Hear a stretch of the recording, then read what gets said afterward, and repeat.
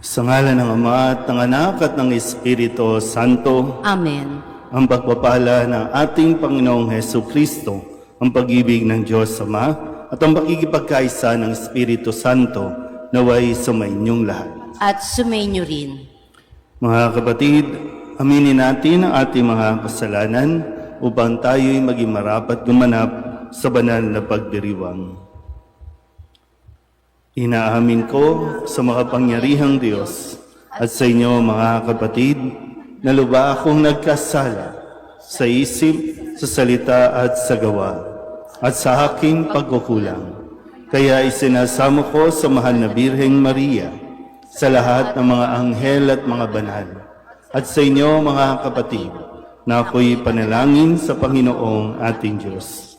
Kaawaan tayo ng makapangyarihang Diyos, patawarin tayo sa ating mga kasalanan at patnubayan tayo sa buhay na walang hanggan. Amen.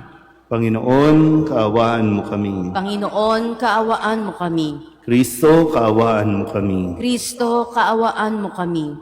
Panginoon, kaawaan mo kami. Panginoon, kaawaan mo kami. Manalangin tayo. Ama naming makapangyarihan, itinampok mo ang abad na si San Benito bilang dakilang tagapagturo sa mga nagpapakadalubhasa sa paglilingkod sa iyo. Tanging pag-ibig sa iyo ang amin nawang mapahalagahan para taluntunin naming maliksi at bigay na bigay ang landas ng pagsunod sa iyong kautusan sa pamamagitan ni Hesu Kristo kasama ng Espiritu Santo magpasawalang hanggan. Amen.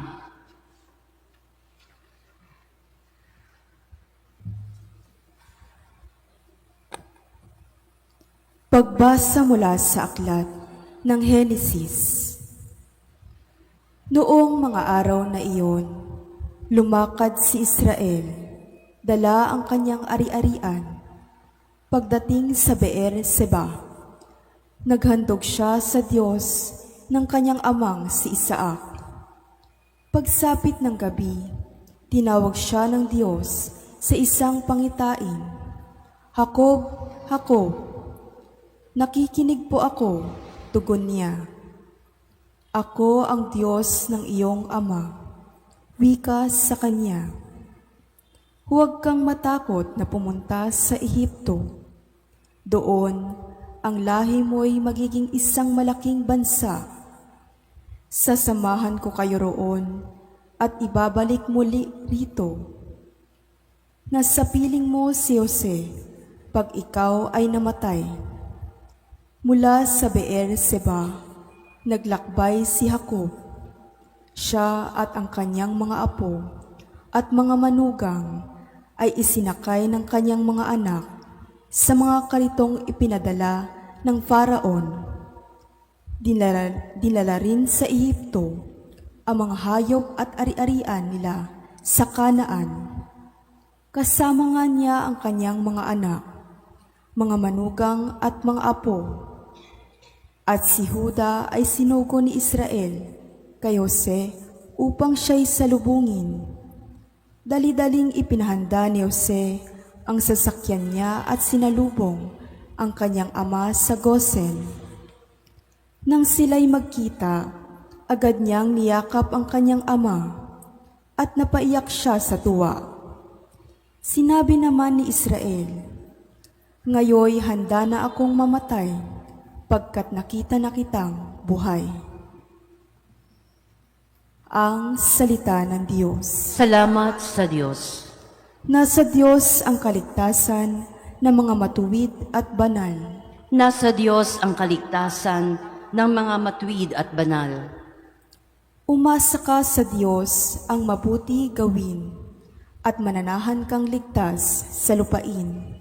Sa Diyos mo hanapin ang kaligayahan at ang pangarap mo'y iyong makakamtan. Nasa Diyos ang kaligtasan ng mga matuwid at banal. Iingatan ng Diyos yaong masunurin, ang lupang minanay di na babawiin.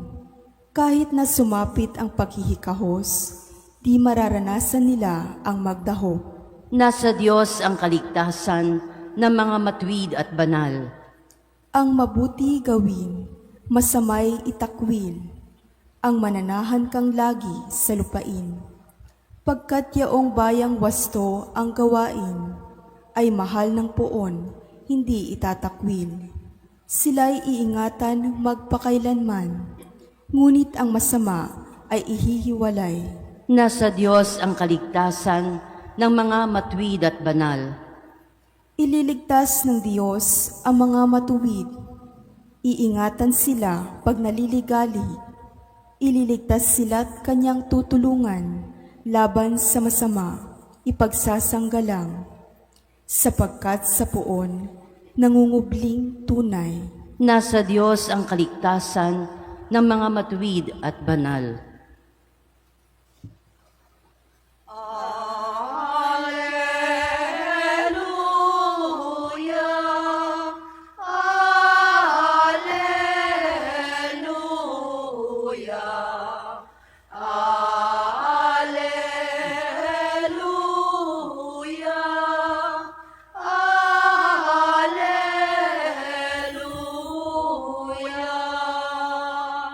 Pagdating ng Espiritu, itataguyod niya kayo sa tanang itinuro ko.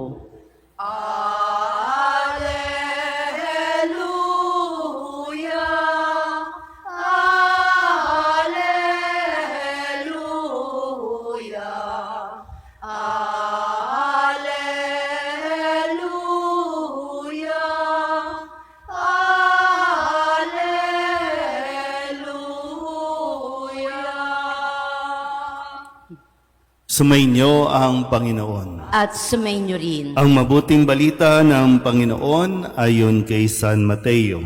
Papuri sa iyo, Panginoon. Noong panahong iyon, sinabi ni Jesus sa kanyang mga apostol, "Ngayon, sinusugo ko kayo na parang mga tupa sa gitna ng mga asong gubat. Maging matalino kayo, gaya ng mga ahas, at matapat, gaya ng mga kalapati. Mag-ingat kayo, sapagkat may mga taong magkakanulo sa inyo sa mga hukuman at hahagupitin nila kayo sa mga sinagoga. Dahil sa akin, ihaharap kayo sa mga gobernador at mga hari, at magpapatotoo kayo sa harapan nila at ng mga hintil. Kapag nililitis na kayo, huwag kayong mabalisa tungkol sa sasabihin ninyo o kung paano ninyo sasabihin. Pagdating ng oras, ito'y ipagkakaloob sa inyo, sapagkat hindi kayo ang magsasalita, kundi ang Espiritu ng inyong Ama ang magsasalita sa pamamagitan ninyo. Ipagkakanulo ng kapatid ang kanyang kapatid upang ipapatay. Gayon din ang gagawin ng ama sa kanyang anak. Lalabanan ng mga anak ang kanilang mga magulang at ipapapatay. Kapupuotan kayo ng lahat dahil sa akin. Ngunit ang manatiling tapat hanggang wakas ang siyang maliligtas. Kapag inuusig nila kayo sa isang bayan, tumakbo kayo sa kasunod. Sinasabi ko sa inyo, hindi pa ninyo napupuntahan ang lahat ng bayan ng Israel, ay darating na ang anak ng tao. Ang mabuting balita ng Panginoon. Pinupuri ka namin, Panginoong Hesukristo. Isang magandang umaga po sa inyong lahat. Ngayon po ay Biyernes ng ika-14 na linggo sa karaniwang panahon at sa tulong po ni Saint Benedict o San Benito, atin nawating maunawaan ang ipinahayag sa ating mga pagbasa o mga salita ng Diyos sa araw na ito. Kung paanong sa ating Ebanghelyo nagpapatuloy ang mga habilin ng ating Panginoong Hesukristo sa kanyang mga alagad bago ito tuluyan na lumakad o humayo sa mga bayan na dapat nilang puntahan. At kumbaga pinag-iingat ni Jesus ang kanyang mga alagad sa mga kaharapin nilang sitwasyon. At totoo po, hindi magiging madali para sa mga alagad. Mismong mga malalapit sa kanila, mismong mga mismong kababayan nila din ang magpaparanas sa kanila ng rejections o kaya naman ng pananakit. No? Kaya nga sabi, yung iba sa inyo, ibibilanggo, na para bang yung ibinabahagi na ni Jesus sa kanyang mga alagad yung hinaharap, no? Yung vision na kakaharapin nito. Kaya, no? Dalawang pag-uugali o attitude ang dapat nilang taglayin. Ang sabi ni Jesus, maging matalino kayo, gaya ng mga ahas, at maging matapat, kagaya ng mga kalapati. Yung katapatan na kahit anong mangyari, babalik at babalik ka sa Panginoon. Yung matalino, no? Katulad nga, no? Isa sa katangian nga ng ahas yung pagiging tuso. At yung tuso, ang salita din natin dyan, ay pagiging matalino. Sabihin niyo nga po, matalino. Matapat. Dalawang kailangan nating masuri din kung nasaan nga ba yung level ng ating pagiging matalino o pagiging matapat. Hindi lahat ng nagsasabi na sila ay matalino, gumagawa ng mabuti. At hindi rin ang lahat na nagsasabing tapat sila ay talagang tapat hanggang huli. Hindi napapanindigan. Pero ito ay sinasabi at ipinapahayag na ni Jesus sa kanila para mas maging handa sila. Kaya siguro din, maganda rin na talagang masuri natin yung atin pong karunungan, yung ating katapatan. Nasaan nga ba tayo pagdating sa mga panahon na kailangan itong gamitin kapag tayo po ay sinusubok, kapag tayo po ay nakakaranas ng mga sitwasyon na mahirap para sa atin. Kaya kung tutusin po, hindi tayo sinasabing maging pabaya na para bang, dahil nagdarasal tayo, okay na yan. Hindi eh. Kasi kahit tayo mismo na nagsisimba lagi, nagdarasal lagi, hindi naman tayo exempted sa mga pag-uusig. May mga away sa atin, o kaya naman minsan dahil sa ating mga desisyon, meron tayo mga nasasaktan. Pero yun nga po, kung matalino tayo at gagamitin natin sa tama, mas malalaman natin kung ano ang dapat gawin.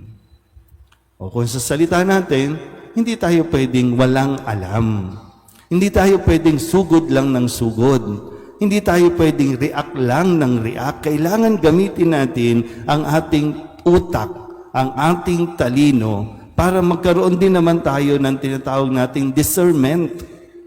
Sa discernment, doon tayo mas nagiging malawak at mas nauunawaan natin kung ano ang sitwasyon at kung ano ang maaaring ipahiwatig sa atin o ipahayag ng Panginoon dahil sa mga ito. So, hindi ano bang tawag dyan? Hindi pagiging Katoliko, hindi pagiging makadiyos, yung hindi ka nag-iisip. Yung padalos-dalos ka. Yung konting problema, konting away, natataranta ka na, nagwawala ka na, hindi ganun.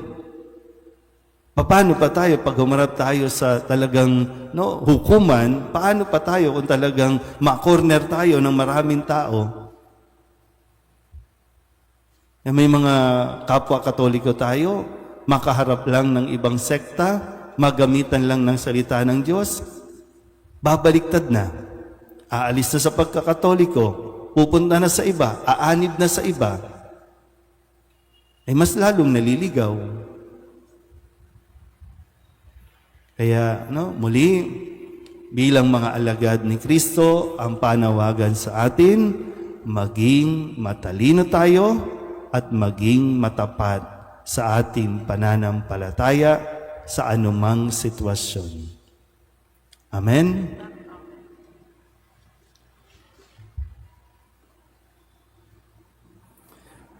May tiwala sa paggabay at proteksyon ng Diyos, halina at lumapit tayo sa Kanya na siyang laging handa sa pagkalingang hindi magmamaliw. Ang ating pong itutugon, Ama, ipadala mo sa amin ang iyong Espiritu. Ama, ipadala mo sa amin ang iyong Espiritu. Ang mga pinuno ng simbahan, naway maging matatag at walang takot na ipahayag ang mensahe ng Diyos sa gitna ng pagbatikos. Manalangin tayo sa Panginoon. Ama, ipadala mo sa amin ang iyong Espiritu.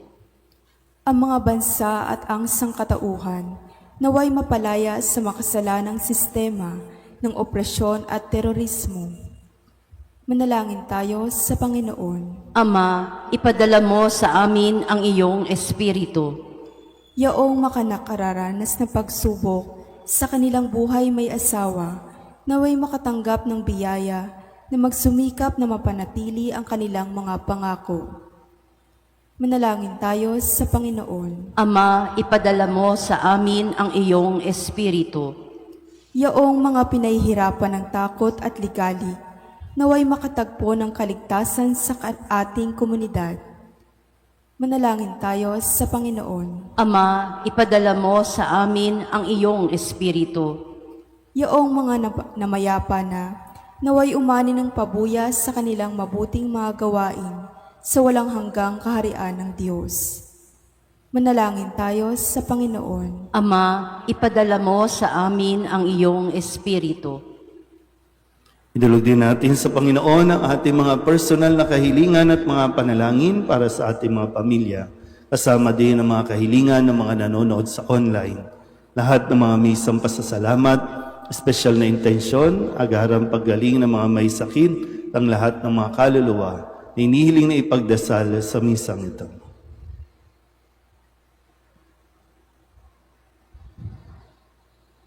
Ang lahat ng ito iniling namin sa ngalan ni Kristo ang aming Panginoon. Amen. Kunin at tanggapin ang alay na ito, mga biyayang nagmula sa pagpapala mo.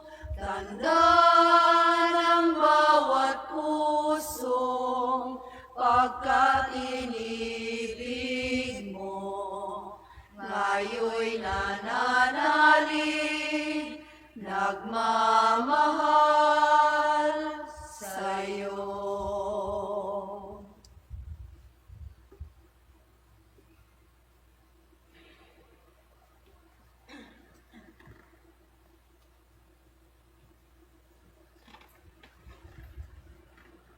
Manalangin kayo mga kapatid upang paghahain natin ay kalugdan ng Diyos amang makapangyarihan. Tanggapin nawa ng Panginoon itong paghahain sa iyong mga kamay, sa kapurihan niya at karangalan, sa ating kapakinabangan at sa buong sambayanan niyang banal. Ama naming lumika, sa paghahain namin ngayong ginugunita sa San Benito, tunghayan mo ang aming mga alay at ipagkaloob mo na matularan namin ang kanyang mga halimbawa sa pagdulog sa iyo upang kami pagindapating magkamit ng iyong mga kaloob ng pagkakaisa at pagkakasundo sa paglilingkod namin sa iyo sa pamamagitan ni Jesucristo kasama ng Espiritu Santo magpasawalang hanggan. Amen. Sumainyo ang Panginoon. At sumainyo rin. Itaas sa Diyos ang inyong puso at diwa. Itinaas na namin sa Panginoon. Pasalamatan natin ang Panginoong ating Diyos. Marapat na siya ay pasalamatan. Ama naming makapangyarihan, tunay ngang marapat na ikaw ay aming pasalamatan.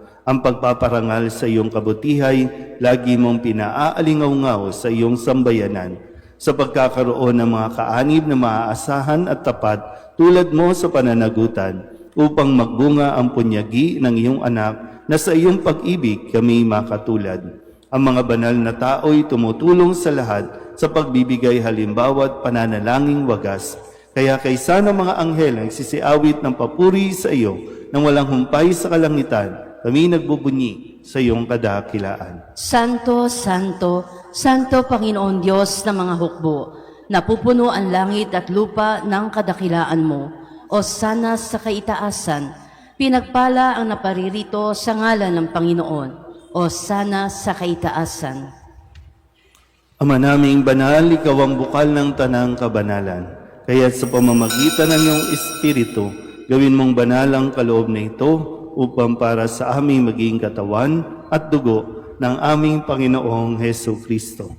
Bago niya pinagtiis ang kusang loob na maging handog, hinawakan niya ang tinapay, pinasalamatan kaniya, pinaghati-hati niya iyon, iniabot sa kanyang mga alagad at sinabi,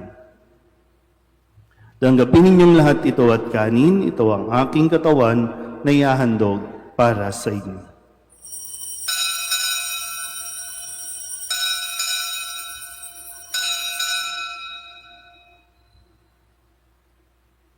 Hindi naman nang matapos ang hapunan, inawakan niya ang kalis, muli kaniyang pinasalamatan. Iniabot niya ang kalis sa kanyang mga alagad at sinabi,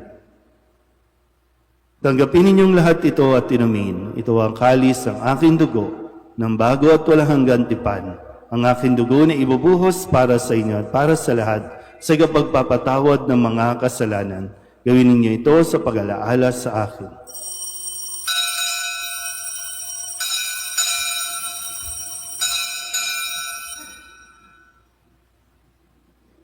Ipagbunyi natin ang misteryo ng pananampalataya. Si Kristo'y namatay, si Kristo'y nabuhay, si Kristo'y babalik sa wakas ng panahon.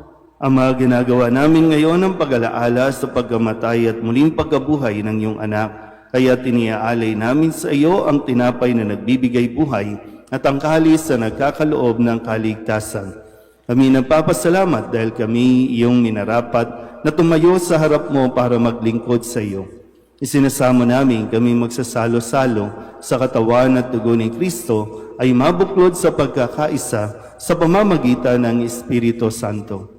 Ama, lingapin mo ang iyong simbahang laganap sa buong daigdig. Puspusin mo kami sa pag-ibig kaysa ni Leon na aming Papa at ni Jose na aming Obispo at ng Tanang Kaparian. Alalahanin mo rin ang mga kapatid naming nahimlay na may pag-asang sila'y muling mabubuhay, gayon din ang lahat ng mga pumanaw. Kawaan mo sila at patuloyin sa iyong kaliwanagan. Kawaan mo at pagindapating kaming lahat na makasalo sa iyong buhay na walang wakas. Kaysa ng mahal na Birheng Maria na Ina ng Diyos, ng kabiyak ng puso niyang si San Jose.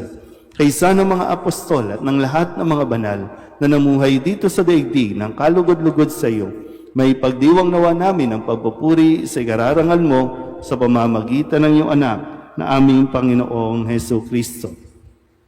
Sa pamamagitan ni Kristo, kasama niya at sa Kanya, ang lahat ng parangal at papuri ay sa iyo, Diyos amang makapangyarihan, kasama ng Espiritu Santo, magpasawalang hanggan. Amen.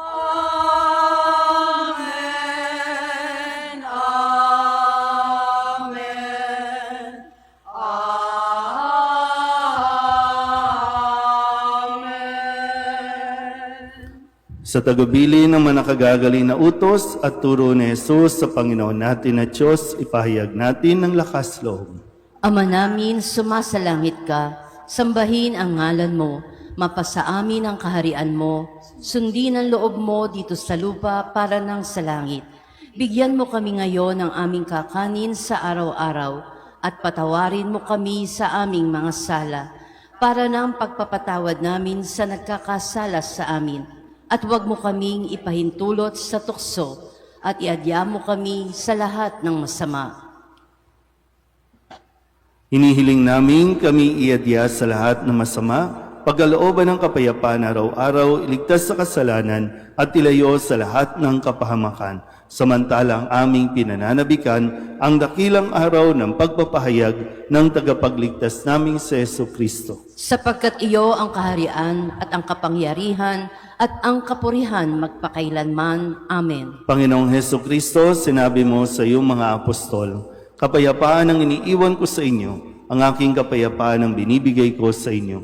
Tunghayan mo ang aming pananampalataya at huwag ang aming mga pagkakasala. Pagkalooban mo kami ng kapayapaan at pagkakaisa ayon sa iyong kalooban, kasama ng Espiritu Santo, magpasawalang hanggan. Amen. Ang kapayapaan ng Panginoon ay laging sumainyo. At sumainyo rin. Magbigayan po tayo ng kapayapaan sa isa't isa. Kordero ng Diyos, na nag-aalis ng mga kasalanan ng sanlibutan, maawa ka sa amin. Kordero ng Diyos, na nag-aalis ng mga kasalanan ng sanlibutan, maawa ka sa amin. Kordero ng Diyos, na nag-aalis ng mga kasalanan ng sanlibutan, ipagkaloob mo sa amin ang kapayapaan. Ito ang kordero ng Diyos. Ito ang nag-aalis ng kasalanan ng sanlibutan.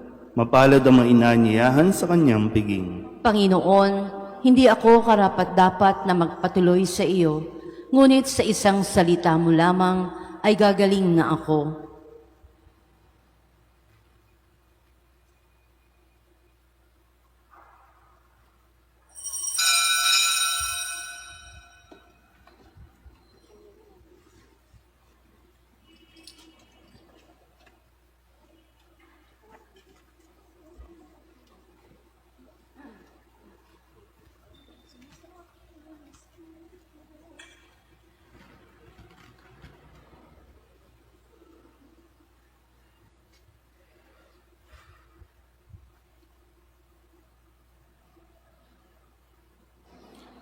Manalangin tayo.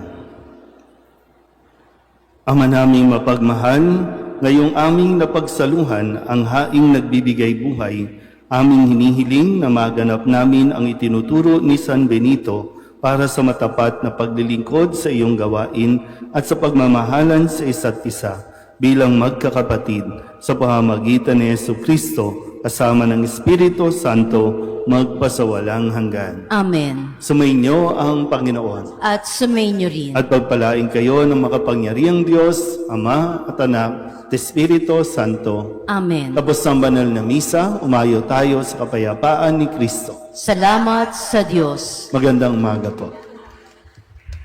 Masdan mo ang hingas ng pag